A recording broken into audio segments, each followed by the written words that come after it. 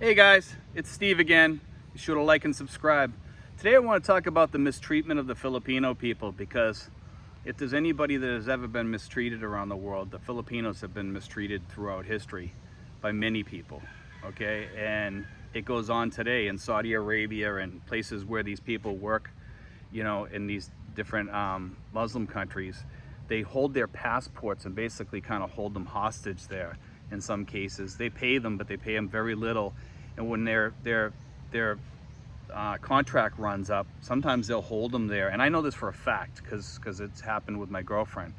They'll hold them there and hold their passport, and sometimes they'll even mistreat these people, lock them in a room and won't feed them for like a week or something. They'll just throw them some water in a bucket to go to the bathroom in. That's how these people get mistreated overseas in some of these countries that they work in. It doesn't happen too much in Singapore or Japan or the other countries. It's mostly in like around Saudi Arabia and those type of countries that they get mistreated the most. And it's very sad that they get mistreated like that. But you know, it's also by expats that come into the country too that mistreat these people. And sometimes they don't understand that the people that come into this country think that everything here is going to be the same as back in their country, and if it's not going to be that way, they're going to mistreat the people.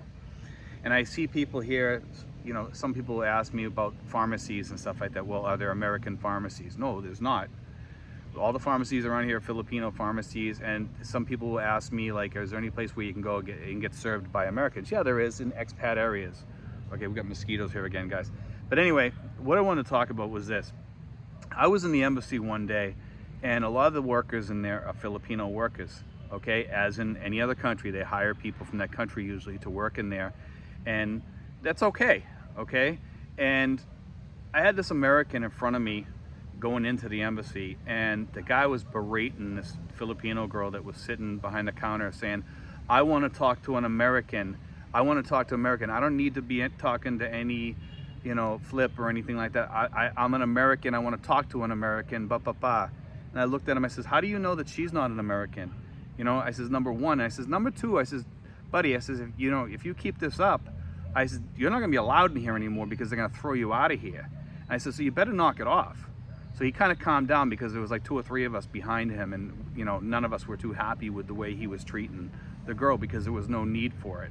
Because he started off on the wrong foot and started telling the girl right away, I want to talk to an American. I don't want to, you know, because they weren't going to let him in for some reason because he didn't have the correct papers. And he kept saying, I don't care, I want to talk to an American, then they'll let me in. I says, buddy, the rules are the rules here. You know, you have to follow those rules. And if she's telling you need more papers, go home and get the papers. If you don't have them, that's your bad luck. It's not going to be her bad luck today, because you know, you're not going to mistreat her like that in front of me. And the other guys were like looking at him too, like, you know, they were getting pretty upset too with him. But the guard there was ready to, you know, escort him out. Anyway, he ended up walking out. But this is the type of stuff that I see expats doing over here sometimes, guys. And we tend to have like this arrogance about some of us, and we bring it to the Philippines with us. And guys, if you bring that over here, don't even come, because I don't want to see you over here. And you know what? Nobody else wants to see you over here. And I just want to touch on this today, because I see it here still. I see Americans, I even see it on my channel occasionally. And most of the people that we have on my channel are really decent people. And you know, I think they've learned from some of my videos that to come over here and love people. You know what I mean? Treat people good. Treat people as you want to get treated, and you'll get treated back the same way. I'm not saying that Filipinos are perfect, but Americans aren't perfect either. You know, but I mean, to come over here and mistreat people, guys, come on. You know, and I had one guy comment on my page today saying that Filipinos are incapable of loving people. Like, what? You know, like, really? That's like saying Americans are incapable of loving people. You could say the same thing about them. But I mean, guys, are we really going to step down that road? Step into the mud? You know? I mean, I'm a very positive person. I try to stay positive. I try to keep things positive. You know? And you know, it's just the way to go. They're cleaning out the cemetery thing here to bury somebody in. I guess, I don't know if they didn't pay their rent or whatever, but if you don't pay your rent here in the Philippines for the cemetery, they take the bones out and they put somebody else in there. And that's what they're doing right now. It's kind of cool that you can, I don't know if you can see it in the background. Yeah, no, you can't see it on here. It's too far away. But anyway, just something cool, you know. I'm not gonna edit that out because it is kind of cool that it's happening, you know. But anyway, that's just one of the things that's the Philippines, guys, you know. But anyway, this is something that bothers me, that people can make such stupid comments, you know. And I know the majority of expats that are coming over here from whatever country they come from are decent, good people, but it's those few people that really make it hard to live over here. I mean, I've had people bring, you know, like they're cheating on their wives and stuff, and they brought it into my house, you know, and like, it's like, I don't want that in my house. Get it out of here. Don't bring stuff into my house by accusing people in my house of ratting you out or something like that, or potentially ratting you out or whatever. I've had a few expats do that, and I don't even bother with them anymore, and I won't bother with them. You know, don't do that to me, you know, and that's just wrong, you know. Bringing your dirty laundry into somebody else's house, you just don't do it. And no apology is going to fix that. You know, once you start accusing people of doing something or potentially doing something, or, you know, I just had so much expat stuff happen to me that sometimes I don't like to deal with expats. But I know that in order to make it better, the only way to make it better is to teach people like what I teach you guys.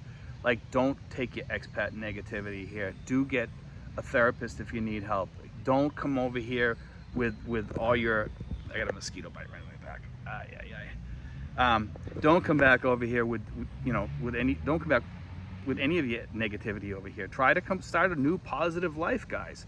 You know, for most of you guys coming over here, this is your second chance, guys. You know, and I push that a lot on people because it really is your second chance. It's your second chance to become a better person. It's your second chance to make yourself a better person. It's your second chance to start exercising, get your life better. I mean, I'm here at the park today. I come down here to exercise sometimes and do walk-arounds, you know. And you guys can do the same thing to get healthier. You know, that the Philippines is a perfect place to get healthy. We have fruit and vegetable markets around here, and we have Kenny Rogers Roasters restaurants and many other restaurants that serve salads and stuff like that too. And you know, that's the way to go, guys. Get healthy and, you know, have positive relationships. If you had a bunch of negative relationships that didn't work out and you went through divorces and stuff like that back home, this is the place to fix that, guys. You know, have a good relationship. There's plenty of decent, excellent Filipino girls over here and women over here that would love to be with an American guy and to treat an American guy good. I'm not saying that every Filipino girl is perfect, they're not, but you know, you have to live with a little bit of, you know, the man-woman crap that goes on. You know, it just happens, guys. Arguments are gonna happen. It's not just like, I'm gonna throw the towel down and I'm gonna get up and leave as soon as a woman talks to me a certain way. That's the way some of you guys are. And if you think that's gonna work over here, it's not gonna work. You know, you have to be fair and decent to the woman too and treat her like she's human. I mean, I see some expats over here, they're talking to their girlfriend or their wife like she's a third grader. You know, like she's back in grade school, you know. Honey, you need to do this. Like they're teaching them. You know, it's like, guy, get over it. You know, you're not working with somebody that's special needs over here. You know, like, it makes me sick when I see an expat over here treating a girl like she's special needs. You know, I mean, seriously. And some of you guys go looking for that. You know, it's like, it's really sad. Why not find a good, decent, educated woman, or maybe find a girl from the province that's a decent girl that has, you know, some skills and stuff like that, or has maybe had a full education. Some of them do. But I mean, some of you guys go for people that it's almost like you're trying to train them. And I highly recommend against that, because it's not good. It's not good for you. As you grow older, you want to have somebody that's like an equal to you, or at least fairly close to you, that you can have a conversation with.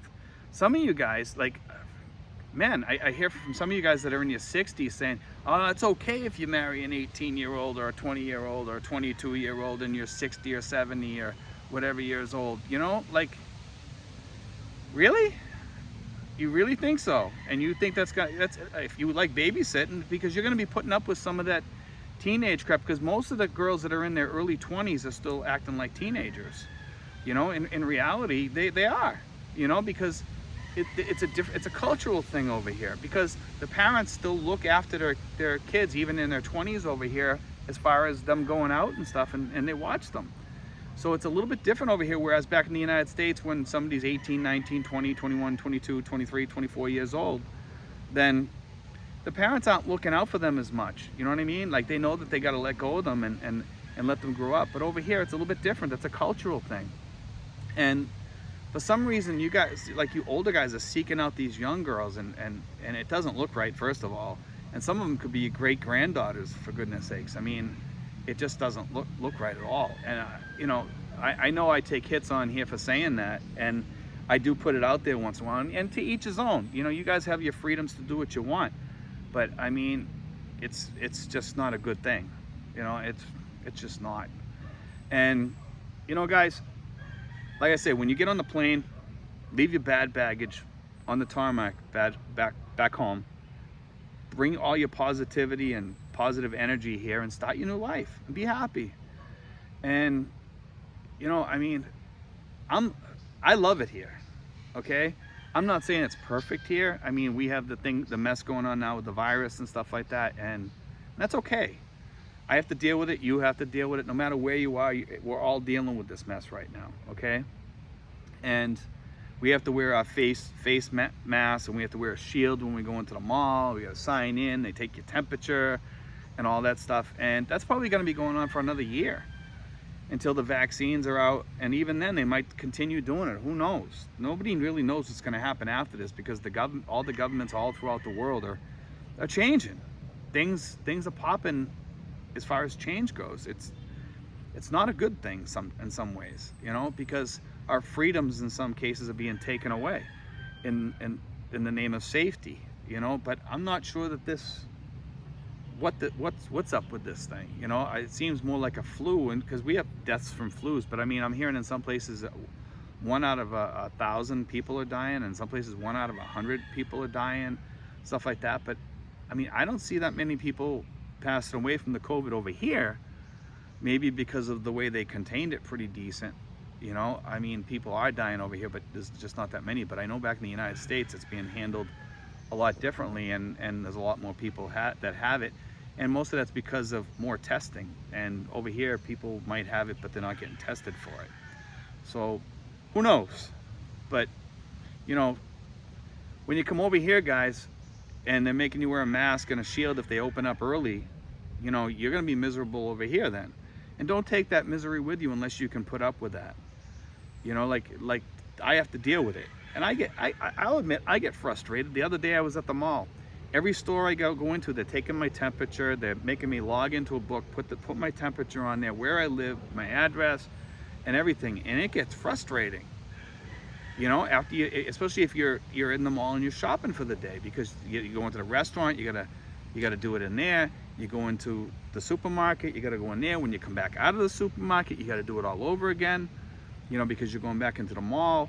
And then, you know, you got people yelling at you because this is a big line, and you don't want to wait in the line because you're just trying to exit, you know. And sometimes I get frustrated. I just walk around and tell them, hey, I'm exiting, I'm leaving, I'm going. I'm you know, because I get anxiety about that stuff, because it just ticks me off, you know. And you know, it can be difficult sometimes, and you just got to kind of, you know, take your chill pill and live with it. But anyway, guys, I wanted to throw that out there because, and we throw this out quite often, because I want you guys to learn that when you come here, live positively. And you know, some of you guys coming over here, if you're carrying a chip on your shoulder, a bad attitude, or a bad, you know, you've gone through a bunch of bad relationships, you're going to carry that over here unless you leave all that dirt behind and you get some sort of therapy, or you work it out, you know, of your system. Because you come over here and you think you're going to push women around or something like that, you got another thing coming to you. Because some of these women won't put up with it over here either. You know, don't think because, oh, you're an American that, you know, you got everything and they're never going to leave you. Think again. Think again. Some of these Filipinos won't put up with American crap. They won't. They won't. Some of them will, but a lot of them won't, you know, and they're gonna give, you know, if you start giving them a lot of crap, they're gonna give it back, right back to you in the form of tempo, or which is like a silent treatment or whatever, and you're not gonna like it. That's why I say treat these people good, you know. I'm not telling you to throw money at them or anything. I'm just telling you to treat them like respectable. And when you go into places and stores, respect them, especially when you go into the embassy, guys. I mean, some of you guys that go into the embassy, no wonder why they have windows there, because I wouldn't want to be within breathing distance of you guys, because some of you have like this attitude and you're yelling at the people through the windows and stuff like that because you forgot your papers. They didn't forget your papers, you did. You don't have the right papers or something like that, or you didn't do things right. This is why I tell you about planning things, guys, and taking care of business, because a lot of you guys set yourself up for failure. You guys that have this negative attitude and this chip on your shoulder, because you're not smart enough to go on and check what is needed, and you don't go on to do the research because you're too lazy or whatever. You know, get up off your butt and do the research, guys. Don't take it out on the poor girls at the embassy or whatever. And like, I see people, like Americans, going into the pharmacy sometimes and they're yelling at the pharmacy because they don't have some sort of medication. Well, you know, go to another pharmacy then and check there, or call around before you shop. You know, I mean, wow, that's all I can say, guys. You know, that day though that I was at the embassy and I saw what I saw going down there, I don't know, it left a bad taste in my mouth about some of the American expats over here. And I'm sure there's just as many from the UK and Australia and other countries too. And I'm not putting down any specific country, okay? I'm just saying that each country has their own bunch of morons, you know? And it's sad that we have to say that, but you know, they carry that negativity with them, and they just can't let go of it. But anyway, guys, I just want to throw that out there, and maybe a lesson will be learned by some people and maybe not, but I'm hoping, you know, I'm hoping. But anyway, guys, God bless, take care, and just remember what I said, guys. And thanks for watching, and be sure to like and subscribe, guys. Thank you.